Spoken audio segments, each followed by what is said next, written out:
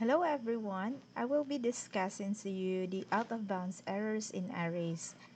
So the objective of this video is to first define the out-of-bounds errors, and then we demonstrate programs when out-of-bounds error occurs, and demonstrate a programming solution to avoid out-of-bounds errors.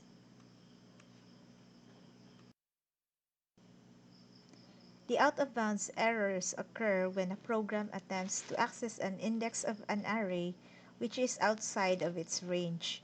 For example, an R of size 6 will have an index ranging from 0 to 5. So anything outside its 0 to 5 will be the outside of its range or outside of its bounds. Demonstrate, we have here our out of bounds demo class.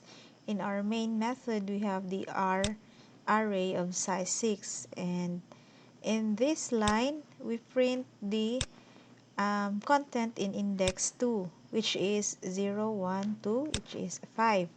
And now in this line we print the content in index 6. However, we note that we only have the range from 0 to 5 since the size of the array is 6.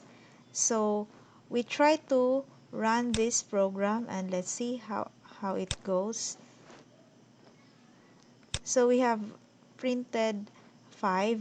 However, the next line would produce an error array index out of bounds exception. So the error on index out of bounds, and this is because we accessed the index 6, which is outside the range of its array with size 6.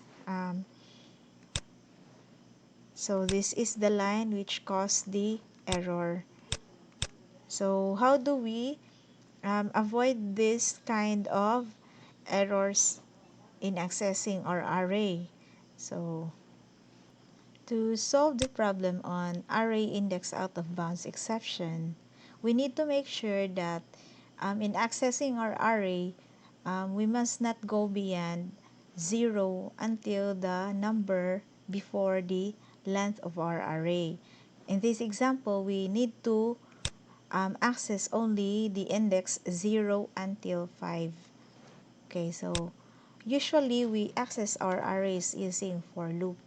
So let's try a for loop here. Int I equals 0 to start with 0, and then we need to have a condition that our loop will only go through 0 until the length minus 1 or before the r dot length. I pass nas. So this must be the condition, and then we print the contents of our array using system.out.println.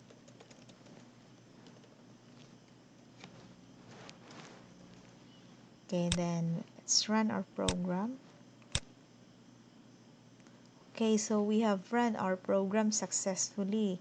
The contents are 135280, 135280. So that's it. Now let's try to tweak our problem. How about if we want to find a number, and then let's stop the printing once we have found the number. So for example, we want to find number 5 in our array. So we will just add a condition here. If r is equal to 5, then we will break our loop.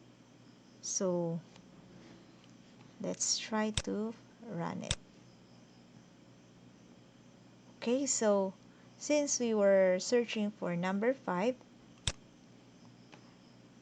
so after finding number 5, we have stopped our loop.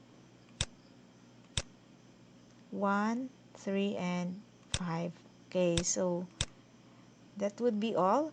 And for you to exercise more, we I suggest that you find other problems related to arrays and accessing the arrays using for loop, and make sure that you only access any index inside or between 0 and the length of your array.